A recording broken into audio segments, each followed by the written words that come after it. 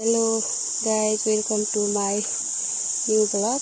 भर्खरै युट्युब खोलेको र त्यस सँगसँगै अब हामी चाहिँ आज तिहारको दिन यो हाम्रो गाउँ सानो गाउँ छ, रमाइलो छ।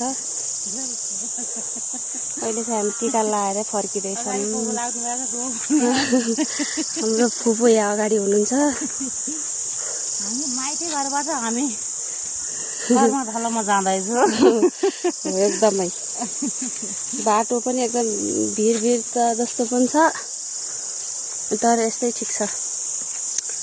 सलिक रुखहरू बीच सँगसँगै अब थोरै टाइममा उता गाउँतिर प्रवेश गर्छौँ। अहिले हामी जङ्गलमै छौँ। जस बेलुकासम्म चाहिँ रमाइलो गर्नुपर्छ। तपाईँहरूको तिहार कस्तो भयो? सम्पूर्णलाई तिहारको शुभकामना। अब तिहार आजबाट फाइनल्ली सकियो।